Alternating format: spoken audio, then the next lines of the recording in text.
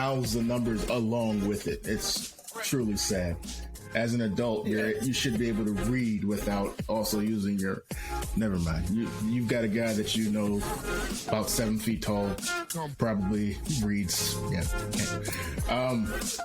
Gotta sound it out. Yeah. You know. So I guess we'll start with an introduction. So wait a minute. Let me do it the right way. Welcome back, family.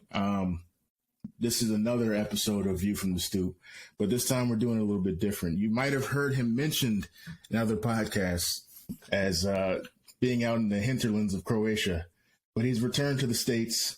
He's one of my favorite people in the world. You know what? I'm not even, you do it. Introduce yourself.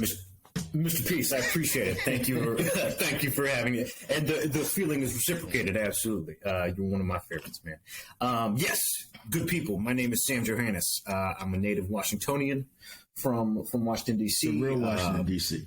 The pre-gentrification Washington, D.C. I've been here my entire life. I met Kai at work. We share a lot of interests. We share a lot of musical interests. We share a lot of cultural interests, and he's a good conversationalist. And so I've been angling to get on the Stoop for a while now, and finally have succeeded after a brief trip out to the Balkans. We both yearned for a day when 4 wings, mumbo sauce, and some fries was all you heard when you went to the carry out, or, and this may be offensive, but it's a DC thing, or the Chinaman. You know what, Kai? You could go ahead and say that. I'm going to stay away from that one. But you're absolutely right, man. I miss when it was kind of a hectic situation on H Street. Yeah. You know, when there was just kind of a different element of the unknown and the unexpected. You know, rather than I don't know, Kitswin or whatever. Back when go-go was heard everywhere instead of in small pockets. Go-Go's is a music from DC, and we'll get into that in a whole other pod when we talk about how the city's changed. But what we want to do today is talk about, I guess, what everybody's talking about. Well, prior to today, because today another album came out. But last weekend, Kanye West dropped Donda after, 2 months of making us wait in anticipation, which I think is a money grab. I think it was a way to make some money. I mean, he's having concerts. He's teasing people with an album that may never come out. And I wouldn't put it past this individual to have that have been a conscious approach to something. And if it was, let me put it this way. I hope it was, because if it was genius. Yeah. And if it wasn't, then it's sad to see. But what are you going to do? So I'm not bearing the lead. Donda is an album of pure mid. It is literally the most mediocre of albums that I've heard in some time. I'd almost like it better if it was bad. Because it would be a departure from the expectations. I agree with you. It is a mid-tier, little asterisk on that. It is a mid-tier Kanye West album. I think you could cut out like 13 tracks off of Donda and still have a solid ass project. I mean, the best songs on there are still better than a lot of people's best songs. So that I will couch my judgment on that. But yeah, no, the mid-tier too. Mid-tier. So I got it in my writer bag while I was listening to the album, and I thought to myself, if I was going to write a review, if I was going to put up a blog post about Donda, and I needed to sum up the entire thing in a few sentences to get people hooked. And I wrote it down because I said, I'm going to give this to Sam, and I want to hear what he thinks. So listening to Donda is orally as start and stop as the will he, won't he rollout of the highly anticipated album via a series of listening parties. In parentheses, equal parts Sonic Lab, concert, and bizarre traveling mindscape. That would be how I would explain Donda to people. Mm-hmm. That is good. And I think we'll probably end up talking a little bit about this later, but the most noteworthy thing about this is all the stuff around the actual music itself. The stem device that he's selling for like $200 that people are, which is crazy, by the way. I mean, shout out to entrepreneurship. For real. No, for real. Like, I'm not mad at it. I'm not mad at it. Ye he is an innovator. But all this stuff and the listening parties, doing the listening parties the way that he's doing, like, that is actually exciting to me. The quality, if I'm a grumpy old man who like only listens to CDs or only listens to whatever and is just sitting in a room by myself, judging this music as it comes through my ear holes, independent of anything else, then I'm more mad at this than anything else. But like, with all the other elements of his rollout, like there's things for us to learn. There's things that the music industry will undoubtedly adopt from Kanye and grow. Like the whole notion that he's giving his listeners like the ability to kind of customize sonically how they consume this. That's a big thing. It's part of the and you and I have talked about this before. The like larger trend of art and artists making their product more and more like interactive. People don't want to just get the song. They want to see the process. They want to get all the clips from the studio as it's going in. They want to know like what the whole behind the scene, the sausage making process is like. And so then it only makes sense that if that's the trend, that then the next step is once it's in quotes, finished, the finished product, then there's still opportunities for customization and sort of like personalized consumption moving forward. So that's cool. Now, I guess we've said it's mid. I want to take a step back and say, like, I think Kanye West may be the best hip hop producer of his generation in maybe the last 30 years. Or at least the best curator of producers in the last 30 years. And that's a whole other conversation. I thank you for qualifying. I agree with that. So I don't think I could ever give a Kanye album a 1 out of 5 because his production is just it automatically moves it out of bad territory. But I will say that one thing I heard on this album that was crazy disappointing to me was how out of shape he sounded. There are some rappers you don't invite to your session because they're going to take your song from you because they're wash you. But you shouldn't be like the guest feature on every single one of your songs. Like every time you have somebody else on your song, it's either just bad. Looking at Tell Me the Vision. I'm sorry, rest in peace, Pop Smoke, but we should have put that to the side. But you shouldn't be the dude who everyone's wondering how did he get on the track. Right, it's like the Kanye features that the in quote features, the features on his own album. The Kanye bits of this wasn't like Kanye giving a dope verse on overnight celebrity or something like that. It's like, let Kanye do his like weird auto-tune gospel, but not actually gospel sing because he doesn't have any singing chops. Shit, and he added that. Like that was the common element that he added to everything, which is just not the way to go. I mean, I think we also have learned this year, don't invite Lil Baby to your sessions. He's now moved into that realm of rap, whoever. Doesn't miss, bro. Yeah. He does not miss. Quick departure. I thought Gunna was going to be the one that was going to break out. And clearly I was wrong because Lil Baby said, hold my beer. And he's gone forward every single opportunity he's got. I mean, he almost watched J. Cole on his own song. And that's hard to do. Okay. Yes, I was just listening to that song yesterday, bro. And so this is an interesting point tying it back to Kanye. Kanye has picked these young guys, right? And he like does a little bit of their flow and stuff like that, like matches their sound a little. No, he doesn't. Like tries to do it, right? That's what he's trying to do, but doesn't actually do it. Doesn't do it successfully. He ends up sounding like a cheap knockoff of whatever flow or approach he's trying to emulate. Whereas Cole on Pressure, Prime, he actually does the baby flow, but everybody knows it's Cole, and Cole's still spitting with his rap. And then he made the mistake of letting Lil Baby come in where he wanted to instead of at a. it's your verse now. No, he let Lil Baby come in with the perfect cut right now, right up them back. Right. Oh my god! Yeah, I must have listened to it at least 5 times before I let the verse continue because why would you let someone come in like it's like when you hear Eminem on Renegade, Jay. Why would you let him? He produced it. You gave him the perfect time to come in, and he washed you.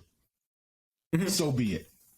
See, Nas didn't make that mistake with M on EPMD. That one felt a little forced. Right. At least the double time part where he's like talking about, I hit up 50 because I don't know what I'm saying. That shit that could have been cut. Honestly, it was my least favorite song on that album. I would say. I think Rare is my favorite, but only because of the switch up right in the middle of the song. Mm-hmm. Yeah. Mm-hmm. We're talking about the Nas album for anybody who has no idea what we're talking about. Yeah, King's Disease too.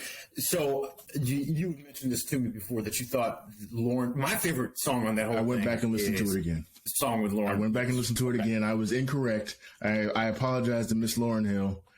You still have the chops. You're still one of the greatest. Yes. No matter what Nicki Minaj or Meg Thee Stallion or whoever else says, there are some women out there who put in work in the 90s, in the late 80s, who are above the current crop, and we need to pay them homage.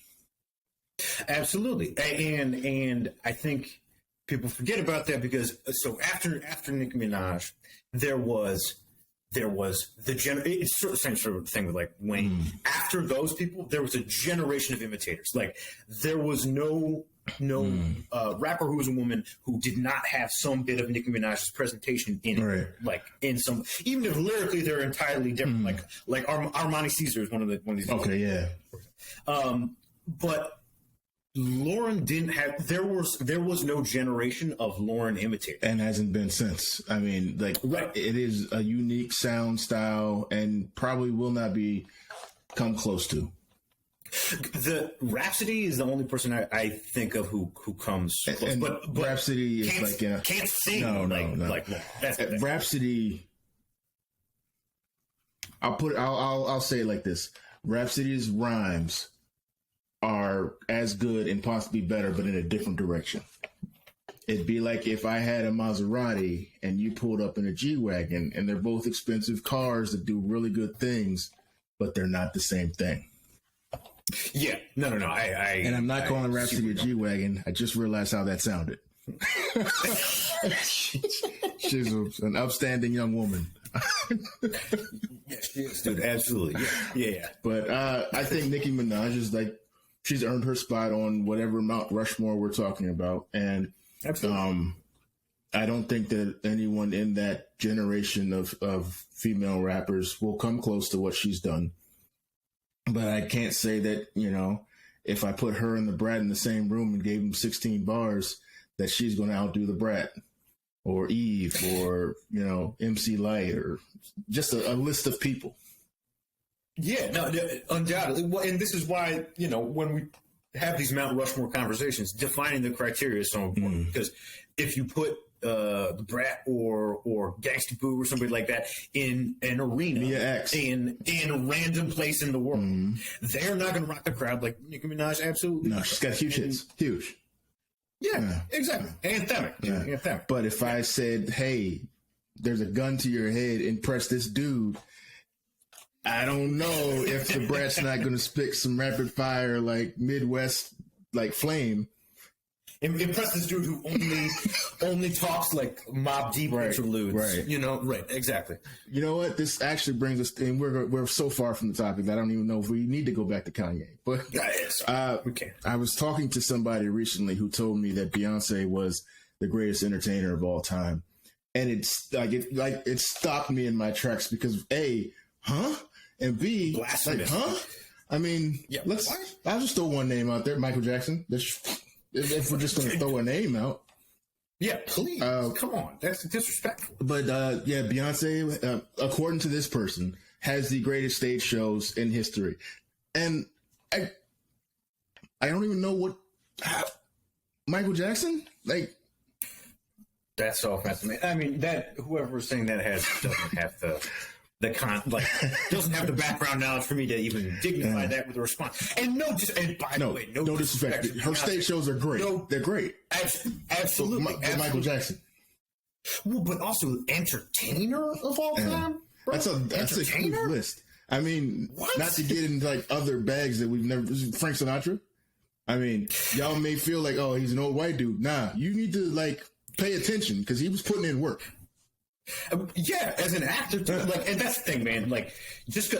I would not even consider Rihanna for this kind of, just because she was an actress in I don't know, fucking Ocean's 8, yeah. And Ocean, like, no, you need a couple like actual films under your belt in order to be in the entertainer category. Yeah. What? I mean, like, I was watching the Off the Wall documentary, and if you haven't ever watched a music doc, and I could only recommend a handful of them, the Off the Wall doc is in a phenomenal place to start, because it's literally about Michael Jackson, who's in this very fragile, like, I don't know my place in the world state, which is mind-boggling because we just know him as, like, Michael Jackson. But he's like, I was a kid singer. The record label doesn't believe in me. They're like, it's my first adult album. I don't know who to work with. I don't know my sound yet. I've done a little bit of writing with the Jacksons. I hope this works. And, like, he wanted to be in the movies. So The Wiz is being produced then. They had to audition, and then they had to fight for him to be in The Wiz. And you're like, that's Michael Jackson. Can you imagine, man? And, like, can you imagine, bro? And the director, Sidney Lumet, didn't understand, like, what the hype was. Because he thought he was, like, he's just some kid it's over for him. No, he'll never make it as an adult, like, act. He'll never be another rock. Right. So, and then Sidney Lumet is, like, on the thing. He's like, yeah, after the first day and he sung, I was like, it's like, but Quincy Jones literally had to convince him to let Michael Jackson sing and dance in the movie because he didn't understand what the hype was. Then when he went to the record label, was like, I want Quincy to work on the album. They were like, nah, Quincy Jones, what has he ever done? Like, we're not going to let some jazz guy produce, Off the Wall. And it's just an amazing doc. Yeah, no, that documentary is a classic of the genre of music documentaries, absolutely, and just in documentaries, period. Because the thing I love, it demonstrates to you how important how life changing it is when Quincy Jones touches your career. Like, and maybe now we're getting back to Kanye, but, like, the role of a producer is not understood by people. Really, and it's a vision. It's seeing things that aren't there. Or people think of like, I don't know. Maybe this is blasphemous to say to some people. I don't know. It shouldn't be. DJ Khaled is not a producer. No, he's got a great ear. He's a good curator of music. Yes. But all he sees and puts together are things that are already there. Yeah. No, he's not. It's not a forward vision. Yeah. I'm reminded of something Jay-Z said after he made American Gangster. And he was playing it for Diddy or Puffy or whatever he was called at that time.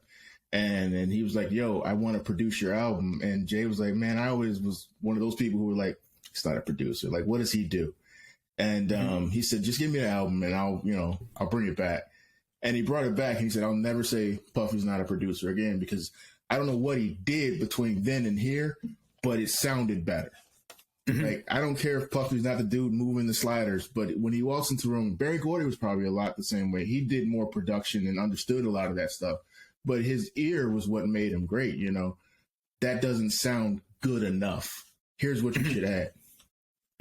Absolutely. And you had, on Motown, like, you had a core of writers, like Lamont Dozier Holland, Stevie, Smokey, these people who wrote all the songs, they wrote all the songs and they had the talent and all this kind of, but they weren't. Berry Gordy saw the hit-making machine factory with, like, interchangeable parts that they couldn't see. They could all see good songs and they could all write and perform good songs, but putting all that together. Because, not to denigrate anybody's talent, if they could do what he did, they would have done it. Yeah. And so, as much mid as I will say this album Donda was, bringing it back to that, I don't know who else could have made this high quality mid. That's the best mid I've heard in my life. Right. We're not mad that the album's bad. We're mad the album's not great. Yeah, well, and also to go back to seeing things that aren't there and, like, building something entirely new. I do give, hats off to Kanye for actually going in a direction that is different. Like, it does sound, where he is aiming sonically is something that is different. Like, it's not, so the obvious comparison, right, is with Certified Lover Boy, right? Certified Lover Boy is just the next step of Drake album. Right. It's the same thing. And we love it. And we love it. And the numbers bear out that what Drake puts out is good. It's good quality. Everybody loves it. But it's not like he's trying to manifest something that we don't have a blueprint for already. And so, I kind of get points for like taking a creative risk. And we were talking earlier, and I said, Drake is the iPhone of music. And by that, I mean, when I bought my iPhone, it wasn't because I thought I was going to take over the world with it. It's because when I woke up in the morning, I wanted it to do the exact same thing as it did the day before, and the day after that, and the day after that, and last for the next 7 years. Drake, I pick it up, it's like putting on a comforter. I don't need to really understand what's happening here. I'm sure he's telling me something about his life, but it sounds just like Views did, and that's all right for me today. Exactly. It's like, I was gonna say you could take over his past like 3, probably 4 albums. You could take the best tracks off of all those and put it on his greatest hits, and it's just like there would be no stylistic gaps. I know he's going to sing to me a little bit. I know he's going to talk about the drama of his life. I may not understand it. Don't really care. It's sonically great. At some point in the album, he's going to remind me that he is actually a really good rapper. He's only going to do that once, maybe twice. He's gonna talk about some getting carry out from some expensive Italian restaurant that I've never heard of before, but just sounds dope. 40's gonna take a modern soul sample, and then drown it. Put it underwater, exactly, and it's gonna be right. There's gonna be some sparse drums on there, and I'm gonna make a stank face when I listen. Jay-Z will come through and remind us all that he's still got it. I mean, exactly. He's going to say cake 6 times in a row, and it doesn't even matter. No, he's going to talk about things I have no frame of reference for. Some artwork that he's purchased that has once again labeled me a brokey. That's okay. It's okay. Exactly. No, when I listen to it, I'm like, these are rich people problems. I can't relate, but it sounds like a cool problem to have, Jason. Who got paint on my Basquiat? Exactly. Sure. Sounds horrible. You gonna act like you can't feel my presence? But yeah, man, like I don't have to finish listening to Certified Lover Boy because I know what's there and I'm happy with it. Right now I could give it a 3.5 out of 5, and it'd probably be accurate. Absolutely. I have not. Full disclosure, I have not finished Certified Lover Boy. I probably won't. But yeah, I'm in the same. I'm in the same place. I'm like, good job, Aubrey. Good job. You did it again. I'm sure there'll be a song on the album that'll be a top 10 #1 hit, and Drake will continue his decade-long run of being at the top of the list. And this actually touches on another thing that we were talking about pre-pod. This is.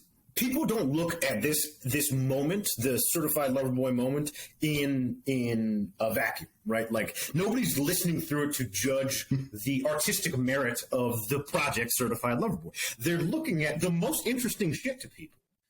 The most interesting thing to people is how this moves along the plot of all the longer story arcs that Drake as a person is involved in. They're looking for the sneak disses to Kanye. They're looking for all these things, right? And that's when you reach a certain level of success as an entertainer, and Drake absolutely is in the entertainer quality, or category. Once you reach a certain level, your life becomes the product. Right. He's not working on the product. The product is the drama of his life. And the output is part of that.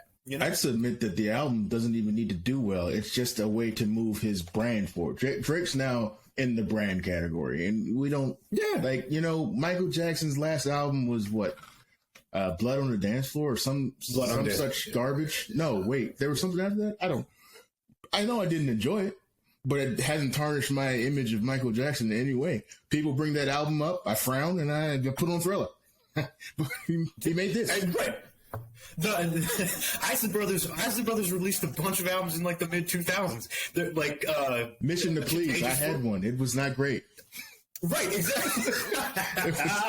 it was a thing that happened to me in my youth, and let's just move on. But I'm still excited about Mr. Biggs. Man, right? You tell me Ernie Isley's about to play the guitar, I'm like, oh, let's get it. Let's hear that. Sure. Is he wearing the bandana that matches his ascot? Yeah, I hope so. But yeah, no, I mean, Snoop is another example of the artist becoming a brand, right?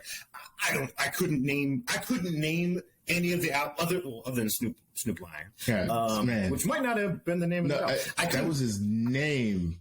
Let's be honest. I never actually listened to the album. I was happy it came out. I listened to that song he did with Eddie Murphy, Red Light, just because I wanted to hear Eddie Murphy sing a reggae song. But I couldn't name any of the albums he's released after Blue Carpentry. And you know what? And still a legend. Still a legend. Doesn't matter. I still watch his talk show, his YouTube show. I watch him, commentate the Olympics. It doesn't matter. And Drake is getting to the point. Drake is now Drake is a brand. Yeah. Right? Drake doesn't have to sell any more music to be a brand. He just has to sell. It'd be like if The Rock put out an album. Right. I personally don't want to hear it. I assume it's somewhere in the, it's a 3. It's just a 3 because he's The Rock. I'm sure some label will put enough money into it to get it polished up, and off it goes. He can't fail. Drake can't fail. Even Kanye, with as much disdain as I have for this album, he can't fail. He can't. No. I mean, he's done everything possible to try and fail at this point, and it's just not going to happen. Bro, he broke with a decidedly middle of the pack album for him. He broke the Apple Music streaming record. Like, he's doing it. And okay, so maybe the joke is on us, because here we are talking about how mid this album is, but he won. He put numbers on the board. I definitely spent 2 hours on a Saturday morning listening to Donda. I did. And was upset from moment 1 and still sat through to moment 148, praying there was gems in there. And I think, there are gems, and we should be honest. It's not a bad album. I mean, no. I think I counted, for me, 4 or 5, 5 out of 5s. The one with Lauryn Hill, the Lauryn Hill sample, 5 out of 5. Conway the Machine showed up. I gave that a 4 out of 5. Love that track. I mean, what's Conway talking about? Because it's not God. It's a very weird song for him to be on. Also, it sounds like he cut Conway's verse short at the end, or cut out a middle part, and then I don't know. But there was definitely more bars from Conway that were recorded. Jay Elect, an avowed Muslim, on a song called "Jesus is Lord" or something like that, or what's it called? Jesus is alive or something. Yeah. Okay. Welcome Jay Elect to something you don't believe in, but all right. Bro, Jay Electronica is just an enigma to me, man.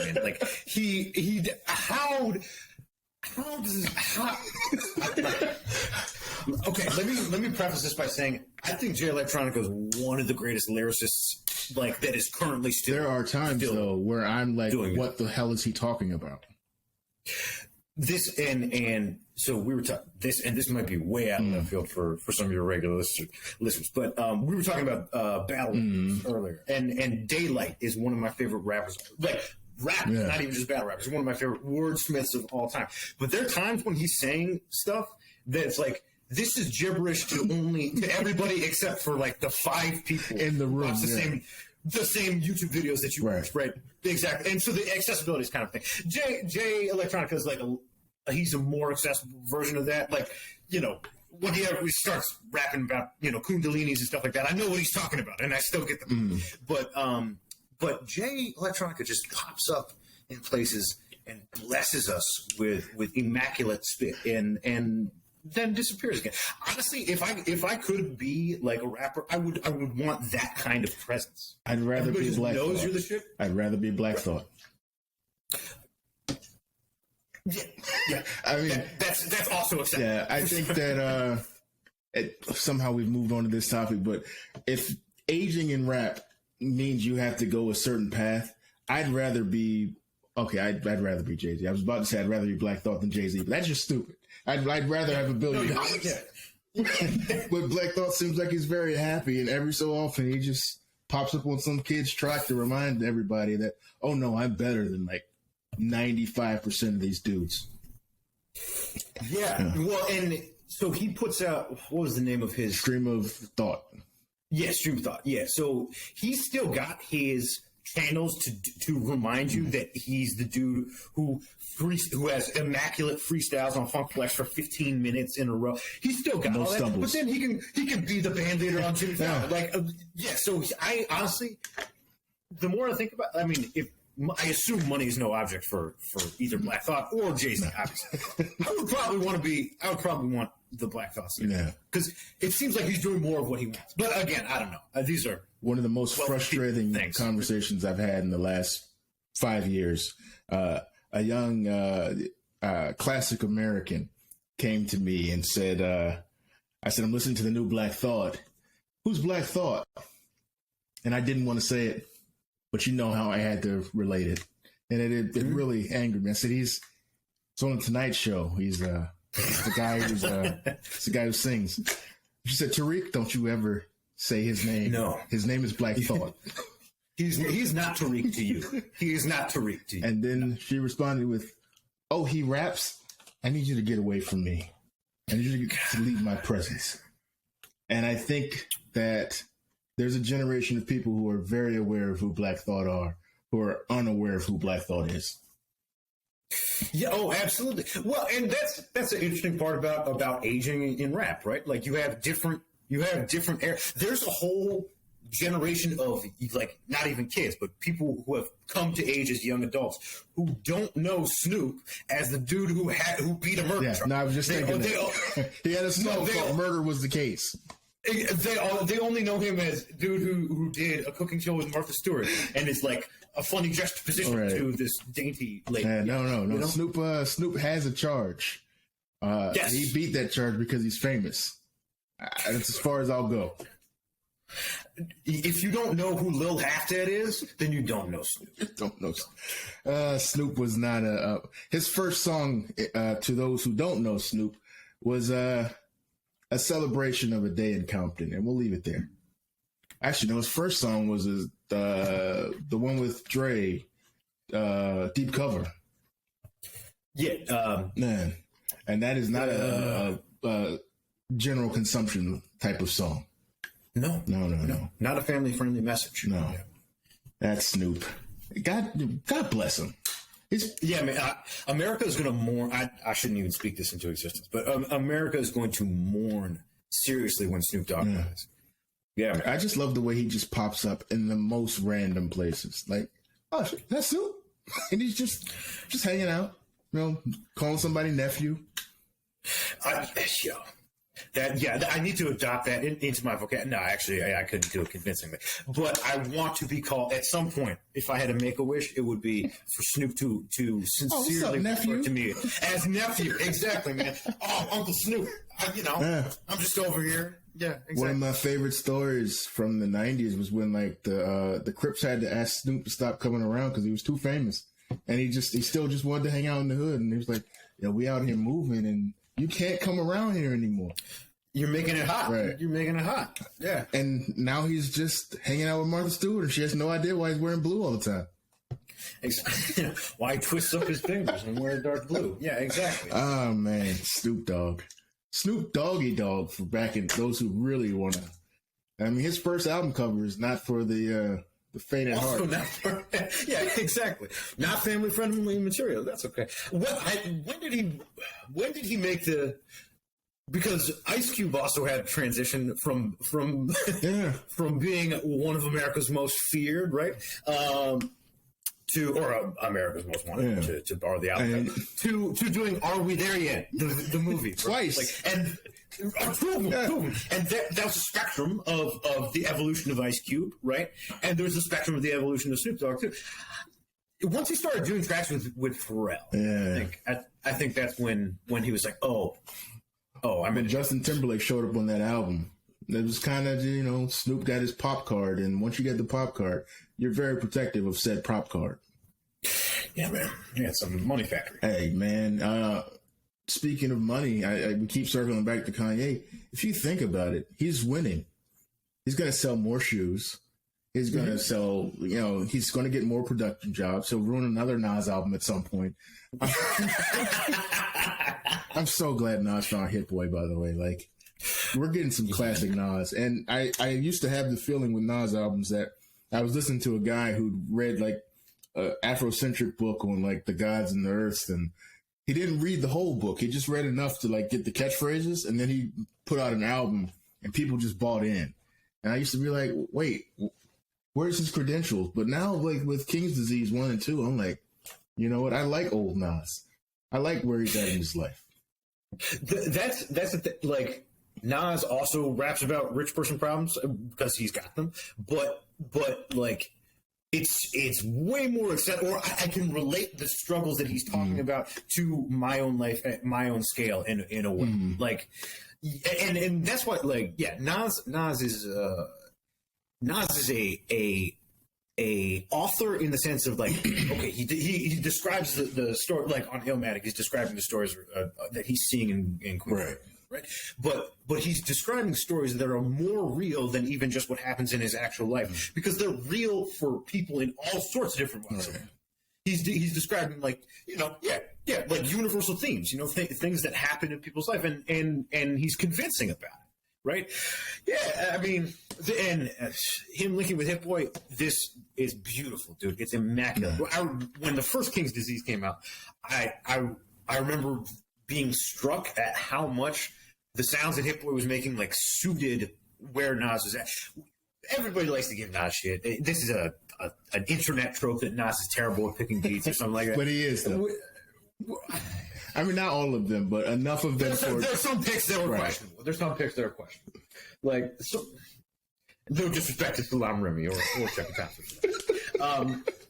But rest in peace. But there was no beat that could be conceived by anybody as whack on King's Disease 1 or 2. There was nothing there that's like, I wonder why he did that. No, all of that was like, there was a style, right? And it's I don't want to say it's Hit Boy, like doing the Hit Boy version of like kind of New York style production, because it's not really. Right.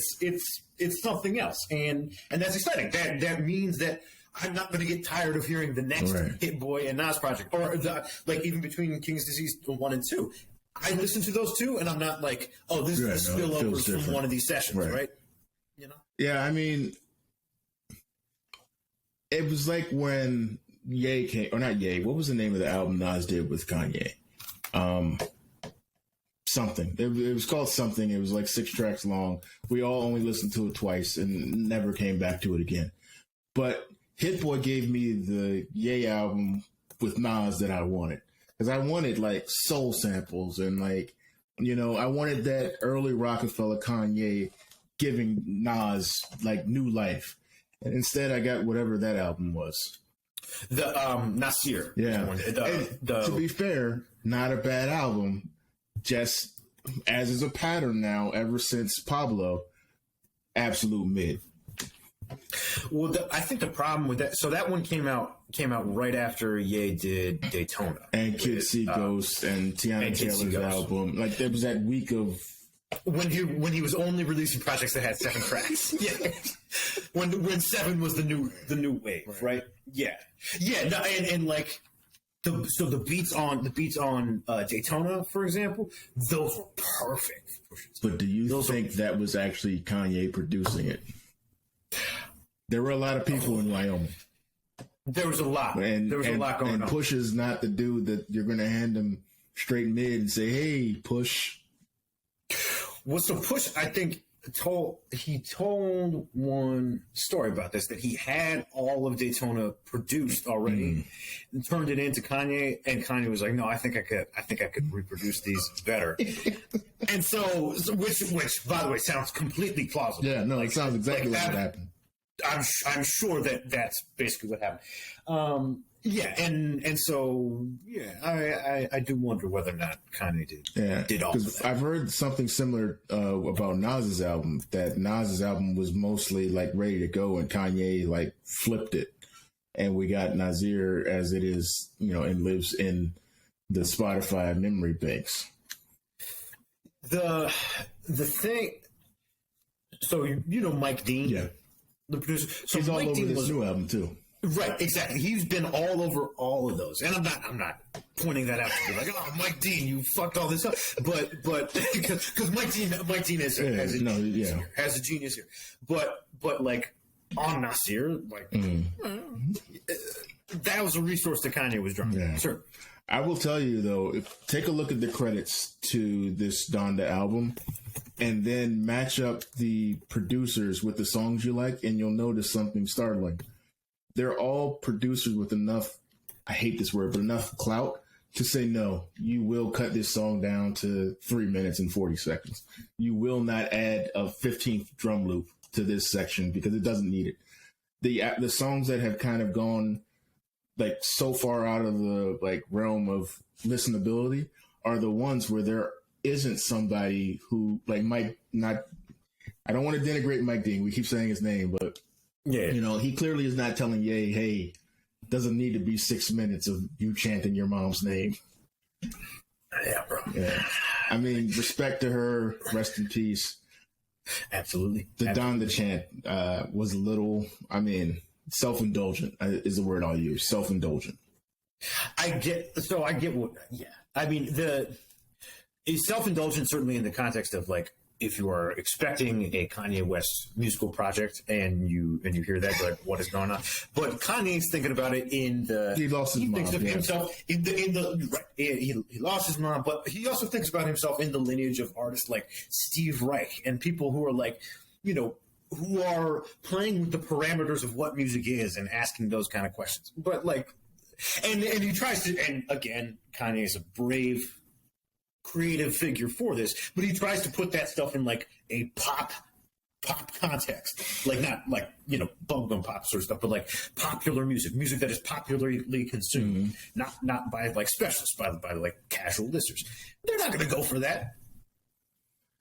So I think we're going to walk out of the Kanye conversation saying something good about him. So I'll ask you this: favorite Kanye album, favorite Kanye song.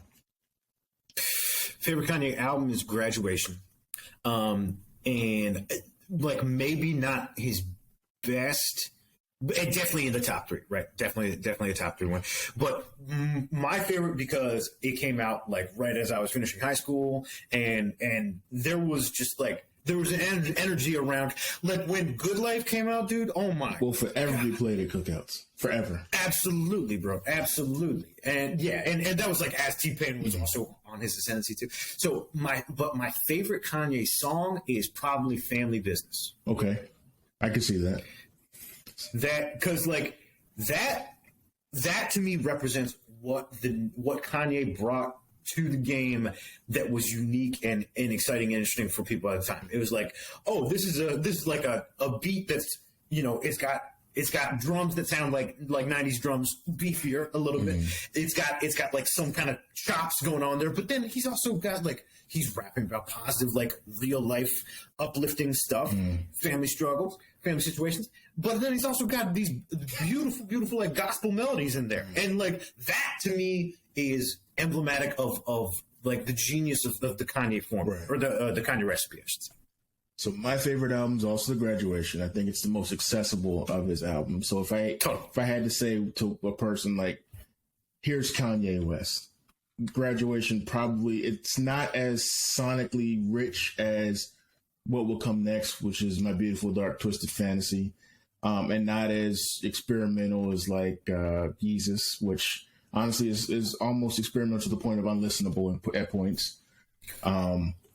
Life of Pablo, when it felt like he was like hitting the curve a little too hard, and you could just see that, you know, it wasn't going to get better than this. I hope that I'm wrong. I hope that I'm wrong that Life of Pablo was our higher point, but it very well may be the last time we've had a very coherent Kanye.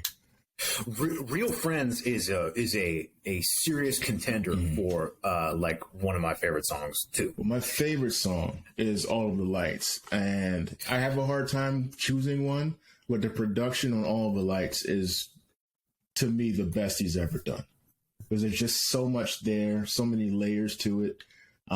Also Runaway on I mean, just if you ever get a chance to look at the genius breakdown of Runaway and all of the different things that like he put together for a 10-second throwaway of that song is truly phenomenal. But I think Graduation's his best album. I think the best work he did was either on Pablo or Twisted Dark Fantasy. Yeah.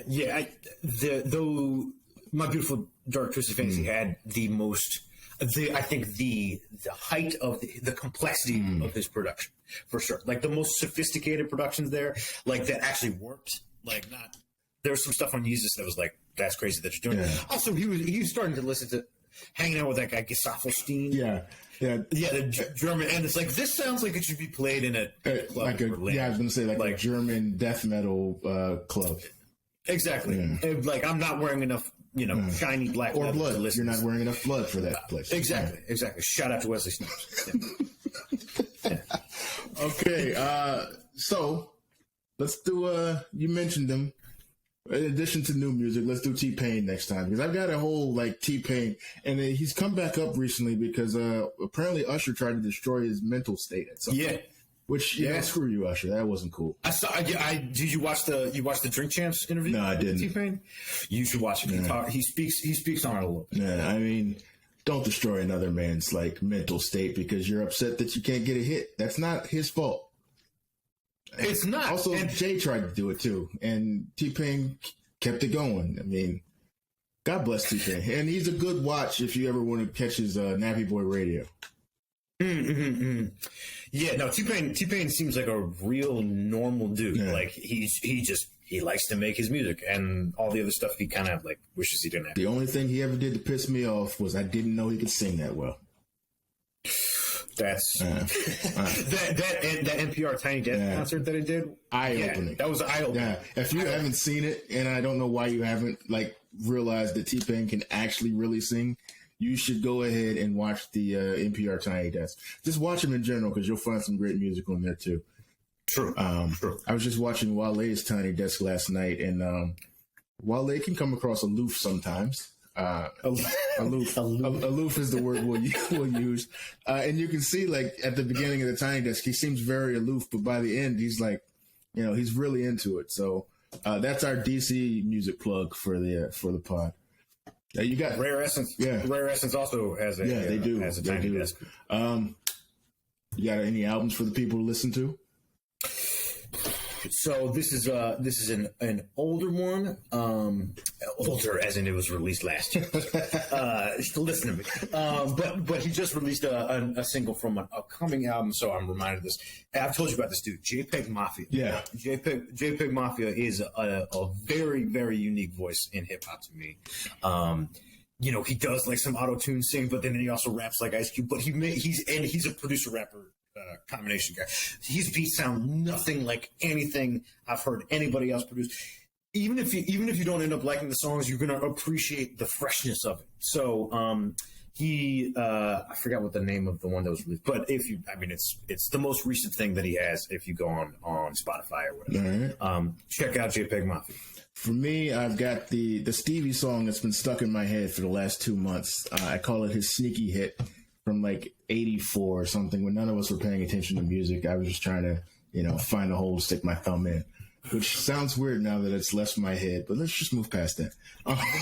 It's a good song. It's a good song. Love, Light, and Flight from the Woman in Red soundtrack or Woman in the Red Dress soundtrack. I don't know the name of the soundtrack, but Love, Light, and Flight has been stuck in my head and has been played in my car an abnormal amount of times. I'm sure it's going to be one of those things where Spotify says this is your most listened to track this year. But if you want to hear like perfect 80s Stevie, he's got his synths going. It's like the death. It's like around that time period, the death of like live musicians in the studio, and Stevie's still kind of holding on while also moving into like the very electronic sound of 80s R&B pop. Great song, just a great song. Stevie also has never missed in his life. So. No, he hasn't. I was about to say like some of the stuff he did in the 90s, but I probably just wasn't ready. Exactly. No, we had to catch up to him. Right. He wrote my favorite country song of all time on Hotter Than July. I don't like country music, so I'm a little... Yeah. Hotter Than July, hot take, my favorite Stevie album. Easily. Yeah. No, I'm with you on that too. People say Inner Visions or Songs in the Key in Life. I'm sorry. I don't know. They don't touch me. Hotter Than July, though, that's my jam. You make my soul up. How can you not like that song? That song is cool. Also, Wale sampled that on one of his early songs. I don't remember which one it was, but yeah. You'll find that we are going to stand for as many DC artists as we can because DC doesn't get enough recognition. We're even going to claim some of the ones we shouldn't because you know what? Screw you guys. Exactly. IDK? Yeah, exactly. Shout out to GoldLink who has a recent single too with Dej Loaf. I think it was Dej Loaf. Oh, true. Yeah. GoldLink is super talented, man. Yeah, that album I don't remember what's the one with Crew on it and Kokomo Freestyle and all that. Yeah. That album was a classic when it was released. I listened.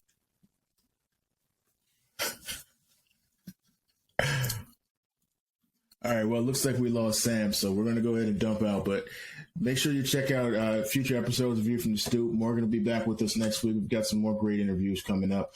Dr. Bernadette's coming back to be with us as well. So check us out at Brownstone MG. You can find us on all of the major podcast platforms, Audible, YouTube. You can check out the Brownstone Media Group Top 10 Plus 2 on Spotify. We're also going to get Sam to start putting up his own playlist. So please check us out. Let us know how we're doing. Leave comments. Give us constructive criticism. Until next time, family. 1.